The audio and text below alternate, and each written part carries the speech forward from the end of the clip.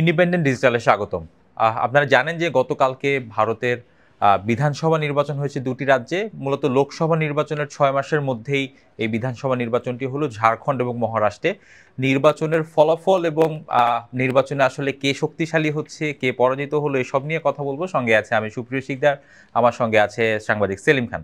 সেলিম খান, আমরা জানি কালকে বিধানসভার নির্বাচনের মহারাষ্ট্র এবং ঝাড়খণ্ডের ফল এসেছে। তা আপনার কাছ থেকে ফলের বিশ্লেষণটা শুনবো আর কি দেখছেন অবস্থা। আসলে ইম্পর্টেন্ট আপনি যেটা বললেন যে ৬ মাসের মধ্যে, হ্যাঁ, যে গত জুন মাসে যখন ৪ জুন ভারতের লোকসভা নির্বাচনের ফল প্রকাশ হয়, তখন কিন্তু একটা ধাক্কা লেগেছিল। কারণ বিজেপি সেই সময় স্লোগান ছিল আরবার ৪০০ পার, মানে এইবার আমরা ৪০০ পার করব, কিন্তু আসলে ৪০০ পার না, তারা শেষ পর্যন্ত ২৪০-এ এসে ঠেকেছিল। এবং সবাই ধরে নিয়েছিলেন যে নরেন্দ্র মোদীর মানে যে কারিশমা, যে তার ঔজ্জ্বল্য বা তার যে রাজনৈতিক মানে দলকে জিতিয়ে আনার ক্ষমতা, সেগুলো আসলে ক্রমক্ষীয়মান এবং সেগুলো যে আস্তে আস্তে চলে যাচ্ছে, তৃতীয় টার্মে এসে সেটা প্রমাণিত। কিন্তু এই যে পরপর ধরেন আপনার লোকসভা নির্বাচনের পরে একটা হচ্ছে যে হরিয়ানা এবং জম্মু কাশ্মীরের নির্বাচন হলো, তা সেখানে হরিয়ানায় জিতলো বিজেপি এবং বিপুল ভোটে।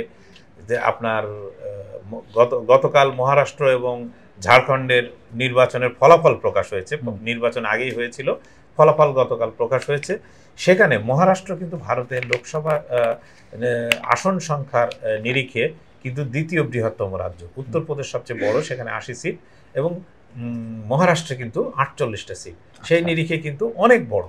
সেই বড় রাজ্যে বিজেপি জোট তারা ক্ষমতায় ছিল, এটাকে তারা নাম দিচ্ছে ওখানে এনডিএ জোট, তারা বলে না, তারা একটা মহাজুতি আগাড়ি বা এইরকম, মানে যেহেতু কংগ্রেস এরকম একটা, কংগ্রেস বা শিবসেনা এর একটা জোটের নাম দিয়েছিল, তাদের পাল্টা একটা জোটের নাম হিসেবে বিজেপি এই ধরনের নাম ব্যবহার করে। এবং কিন্তু ফলাফল যখন কালকে প্রকাশিত হলো, তখন কিন্তু সবাই একেবারে মানে অবাক যে বিজেপি জোট প্রায় ২৮৮টা আসনের মধ্যে ২৩০টি আসন পেয়ে গেছে। অন্যদিকে কংগ্রেসের নেতৃত্বাধীন জোট তারা ৪৮টি আসন পেয়েছে। এইটা মানে একেবারেই কিন্তু বলা হচ্ছে যে এক ধরনের সুনামির মতো। যে আপনি জানেন যে আরব সাগরের পাশেই মুম্বাই তথা মহারাষ্ট্র অবস্থিত, সেক্ষেত্রে বলা হচ্ছে আরব সাগরে কোনো একটা সুনামি হয়েছে, যে সুনামি কংগ্রেস সহ সব দলকে ভাসিয়ে নিয়ে গেছে এবং বিজেপিকে এত বড় জয় দিতে সাহায্য করছে। আবার ঠিক যদি আপনি ঝাড়খণ্ডের দিকে তাকান, তাহলে ঝাড়খণ্ডে কিন্তু ঝাড়খণ্ড খুব ছোট একটা রাজ্য, বিহারকে ভেঙে তৈরি, যার রাজধানী রাঁচি। আপনি এখানে যদি দেখেন তাহলে দেখবেন যে ঝাড়খণ্ডে কিন্তু ৮১টা আসনের মধ্যে ৫৬টা জোট পেয়েছে ইন্ডিয়া জোট। সেখানে অবশ্য বড় ক্রেডিট হচ্ছে ঝাড়খণ্ড মুক্তি মোর্চা, এবং কংগ্রেস নিশ্চয়ই কিছু অংশে দায়ী। আর আপনার বিজেপি জোট বা এনডিএ জোট পেয়েছে ২৩টা আসন। ফলে এইখানে এই যে আপনার এর আগে হরিয়ানা এবং কাশ্মীরে জম্মু কাশ্মীর নির্বাচন হলো, সেখানে হরিয়ানায় জিতলো বিজেপি, কাশ্মীরে জিতলো কংগ্রেসের জোট, কংগ্রেস এনসি মানে ন্যাশনাল কনফারেন্সের জোট। এদিকে মহারাষ্ট্র এবং ঝাড়খণ্ডে ইলেকশন হলো, সেখানে মহারাষ্ট্রে জিতলো বিজেপি এবং বিজেপি জোট, এবং ঝাড়খণ্ডে জিতলো কংগ্রেসের বা ঝাড়খণ্ড মুক্তি মোর্চার জোট এনডিএ। এই যে তাহলে আপনি সবসময় যে নির্বাচন কমিশন বা ইভিএম এসবের বিরুদ্ধে অভিযোগ তোলার কিন্তু সুযোগ কমে যাচ্ছে। সেলিম খান, আপনি সুনামির কথা বলছিলেন যে মহারাষ্ট্রে একটা সুনামি হয়ে গেছে, যে বিজেপির বিপুল সংখ্যক জয়। আসলে এইখানে কংগ্রেসের পরাজয়ের কারণটা কি? কেন এত বেশি পার্থক্য হলো? হ্যাঁ, এটা একটা খুব মানে ভালো কোশ্চেন যেটা আপনি করেছেন, যেটা ধরেন ভারতের রাজনীতিক আমাদের দেশের পরিপ্রেক্ষিতে ধরেন যে ভারতের রাজ্যে রাজ্যে কে নির্বাচিত হচ্ছেন বা হচ্ছেন না, এইটা নিয়ে খুব বেশি মাথা ঘামানোর চেয়ে ভারতের কেন্দ্রীয় শাসন ব্যবস্থায় কারা আছেন বা কারা আসছেন, কারা থাকছেন, এটাই হচ্ছে মুখ্য বিষয়। কারণ আমাদের দুই দেশের মধ্যে সম্পর্ক, সেই সম্পর্কের নিরিখে যদি বলি, তাহলে এই যে কংগ্রেসের হারের কথা আপনি বললেন, যে কংগ্রেসের হারের একটা বড় কারণ হচ্ছে তাদের অতিরিক্ত আত্মবিশ্বাস। আচ্ছা, গত লোকসভা নির্বাচনে কংগ্রেস এই আপনার ৪০-৪২টা আসন থেকে ৯৯তে পৌঁছেছিল। কিন্তু কংগ্রেসের ভাবসাব দেখে মনে হচ্ছে যে কংগ্রেস প্রায় 100 বা 299 আসন পেয়ে গেছে এবং তারা ভারতবর্ষের ক্ষমতায় পৌঁছে গেছে। এই যে তাদের মধ্যে এক ধরনের ওভার কনফিডেন্স বা অতি আত্মবিশ্বাস যাকে বলছে, এই অতি আত্মবিশ্বাস কিন্তু কংগ্রেসকে হরিয়ানায় ডুবিয়েছে। হরিয়ানায় তারা ধরেই নিয়েছিল যে তারা মানে একেবারে স্বচ্ছন্দে জিতবে, সেই কাজটি কিন্তু হয়নি। হরিয়ানা বিধানসভা নির্বাচনের সবগুলো এক্সিট পোলে কিন্তু কংগ্রেসকে বিজয়ী দেখানো হয়েছিল, কিন্তু ফলাফল হয়েছিল উল্টো, যে বিজেপি ওই রাজ্যে জেতে। কংগ্রেস এই থেকে কোনো ধরনের কোনো শিক্ষাই নেয়নি।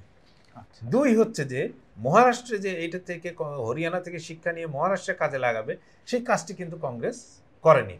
কেন কংগ্রেসের নাম বারবার বলছি, সেখানে তো আরও জোটের দল আছে। একটি কারণেই কংগ্রেসের কথা বলা হচ্ছে যে কংগ্রেসকে ঘিরেই কিন্তু আপনি জানেন যে ইন্ডিয়া যে জোট গঠিত হয়েছে, যে বিজেপি বা এনডিএর পাল্টা হিসাবে যে ইন্ডিয়া জোট তারা তৈরি করেছেন, সেই জোটের মুখ্য কেন্দ্রবিন্দু বা নিউক্লিয়াস কিন্তু হচ্ছে কংগ্রেস। সুতরাং কংগ্রেস যদি শক্তিশালী না হয়, কংগ্রেস যদি তার লাইন বা তার নীতি, তার প্রচারণা যদি ঠিক মতো না করতে পারে, তাহলে কিন্তু ইন্ডিয়া জোটের বড় ধরনের সাফল্য পাওয়া খুব কঠিন। সেটা একবার হরিয়ানায় ফেলিওর প্রমাণ হলো, ব্যর্থ হলো তারা। আবার ঠিক একইভাবে কিন্তু মহারাষ্ট্র ব্যর্থ হলো। মহারাষ্ট্রের কথা আপনি যেটা বললেন, মহারাষ্ট্রে এত বড় একটা রাজ্য যেখানে 48টা লোকসভা আসন, 288টা হচ্ছে আপনার বিধানসভা আসন, সেখানে রাহুল গান্ধীর মতো কংগ্রেসের বড় নেতা বা যে কংগ্রেসের মুখ যাকে বলে, যে ভোট আকর্ষণী সেখানে তিনি মাত্র 6টি জনসভা করেছেন এই পুরো নির্বাচনে। মোদি যেখানে 9টি জনসভা করেছেন, সেখানে রাহুল গান্ধী 6টি জনসভা করেছেন। তিনি পুরো এই সময়ে বেশিরভাগ সময় ব্যস্ত সময় কাটিয়েছেন হচ্ছে কেরালার ওয়ানাডে, যেখানে তার বোন প্রিয়াঙ্কা গান্ধী দাঁড়িয়েছিলেন। এখন তারা প্রায়োরিটি সেট করতে পারেনি। সবাই জানতো যে ওই আসনে প্রিয়াঙ্কা গান্ধী স্বচ্ছন্দে জিতবেন, সেখানে সময় নষ্ট করা তার প্রায়োরিটি থাকা উচিত ছিল না মহারাষ্ট্রে থাকা উচিত ছিল, এইটা কিন্তু তারা বোঝেননি। এর মধ্যে বিজেপি ঠিক উল্টো দিকে, বিজেপি কিন্তু পুরোপুরি সে তার 2024-এর জুনের ফলাফল প্রকাশের সঙ্গে সঙ্গে কিন্তু তার স্ট্র্যাটেজি চেঞ্জ করে ফেলেছে। সে বুঝতে পেরেছে যে ভোটাররা কী চায় এবং ভোটের কৌশল কী হওয়া উচিত। এবং বিজেপি একমাত্র দল যারা প্রতি মুহূর্তে নিজেকে বদলাচ্ছে, এবং তারা বুঝেছে যে লোকসভা নির্বাচন বা জাতীয় নির্বাচন যে সূত্র ধরে হয়, স্থানীয় নির্বাচন বা বিধানসভা নির্বাচন ওই রাজ্যের ইস্যু ধরে হয়। তারও নিচে যদি যাই, আপনার পৌরসভা বা সিটি কর্পোরেশন, স্থানীয় সরকার নির্বাচন, এগুলো স্থানীয় ইস্যুর ভিত্তিতে হয়।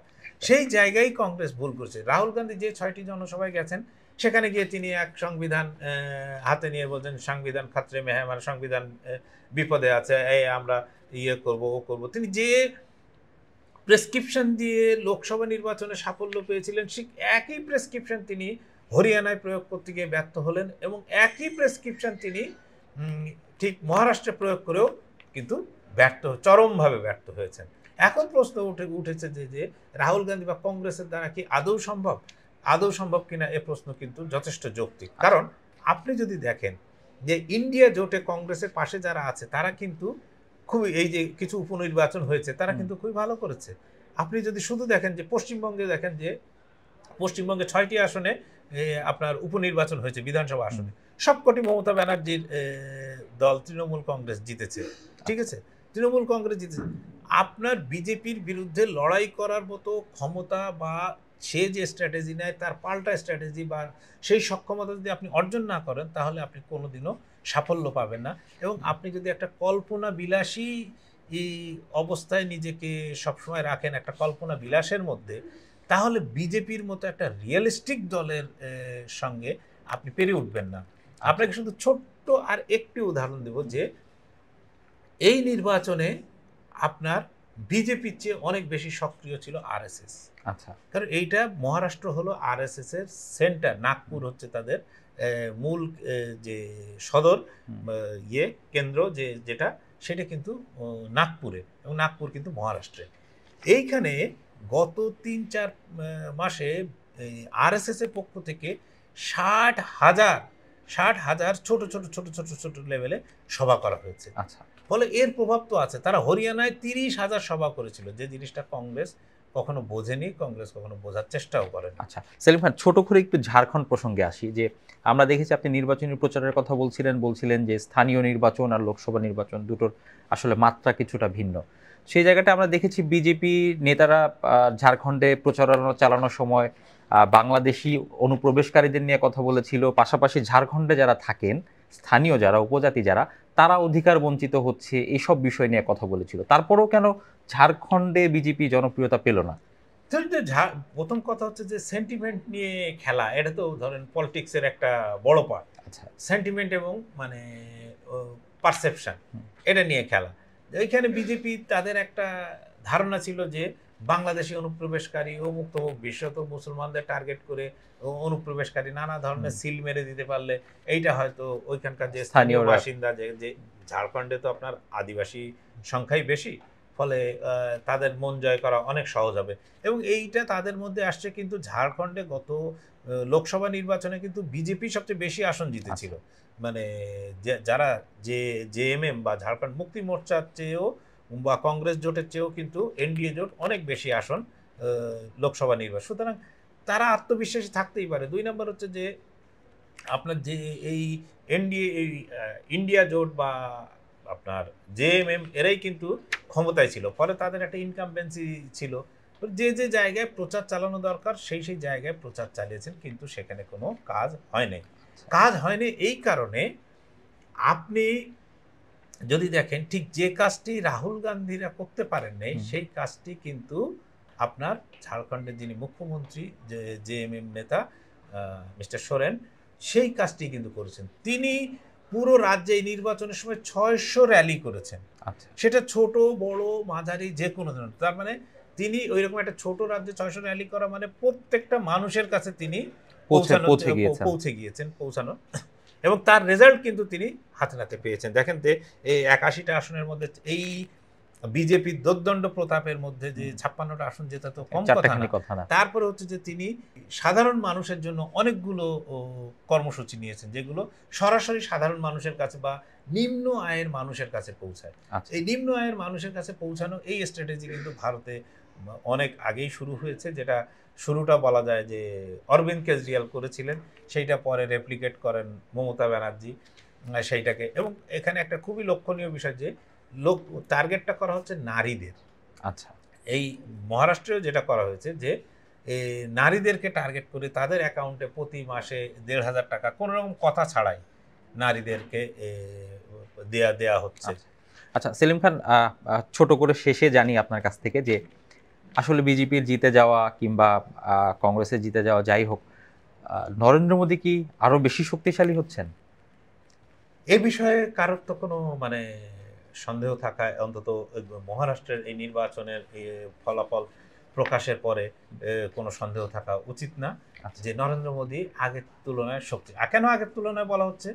কারণ যেটা আমরা আগে আলোচনায় বলেছিলাম যে 24শে জুন 4 জুন লোকসভা নির্বাচনের ফলাফল প্রকাশের পরে নরেন্দ্র মোদীর টিমের যে ফলাফল বা নরেন্দ্র মোদীর নেতৃত্বে বিজেপির যে ফলাফল, সেটা নরেন্দ্র মোদীর ইমেজ এবং তার ইয়েকে প্রচণ্ডভাবে ধাক্কা দিয়েছিল এবং সবাই ধরে নিয়েছিল নরেন্দ্র মোদীর আর দলকে জেতানোর ক্ষমতা নেই। এই জায়গায় একটু মানে হালকা করে বলে রাখা দরকার যে নরেন্দ্র মোদী এই হারের পরে কিন্তু বিজেপি বা আরএসএস এর পক্ষ থেকে নরেন্দ্র মোদীকে কিন্তু একটু হলেও মানে আটকে দেয়া হয়েছে। তিনি আর আগের মতো এককভাবে গিয়ে আমি সব এটা বলতে পারছেন না। তিনি হরিয়ানার মতো রাজ্যে মাত্র 6টি জনসভা করতে পেরেছিলেন, মহারাষ্ট্রে তাকে 9টি জনসভা করতে দেওয়া হয়েছে। তার মানে আরএসএস প্রমাণ করতে চাচ্ছে বা বিজেপি নেতৃত্ব প্রমাণ করতে চাচ্ছে যে তারা নরেন্দ্র মোদী ছাড়াও তাদের এই সাফল্য সম্ভব।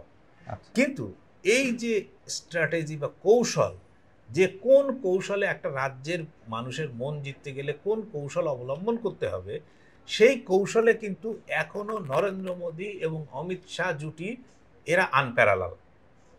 ফলে নরেন্দ্র মোদী যে মানে 2024-এর 4 জুন যে জিনিসটা খুইয়েছিলেন, সেই জিনিসটা তিনি ইতিমধ্যে গেন করে ফেলেছেন। ইতিমধ্যে তার তিনি যথেষ্ট এই মুহূর্তে শক্তিশালী। ইতিমধ্যে আন্তর্জাতিকভাবেও তার ধরেন গ্রহণযোগ্যতা তিনি তার বন্ধু বলে দাবি করেন বা তার সঙ্গে খুব ভালো সম্পর্ক। ট্রাম্প আমেরিকায় ক্ষমতায় আসছেন, এদিকে রাশিয়ার প্রেসিডেন্ট পুতিন আপনার ভারত সফরে আসতে চলেছেন। তারপরে চীনের সঙ্গে যে সীমান্ত সমস্যা ছিল সেটা তিনি চুক্তি করে মিটিয়ে ফেলেছেন। ফলে নরেন্দ্র মোদীর চেয়ে এই মুহূর্তে সুখী মানুষ কেউ আছে বলে অন্তত আমি মনে করি না। ধন্যবাদ সেলিম খান। নরেন্দ্র মোদীর এই শক্তিশালী হাত আরও কত শক্তিশালী থাকে সেটা অন্তত আমরা ফেব্রুয়ারির পরেও হয়তো বুঝতে পারবো, কারণ ফেব্রুয়ারিতে দিল্লির বিধানসভা নির্বাচন আছে। সে পর্যন্ত আমাদের সঙ্গে থাকুন, ইন্ডিপেন্ডেন্ট ডিজিটালে চোখ রাখুন। দেশ বিদেশের যে কোনো খবর জানতে ভিজিট করুন itbvd.com।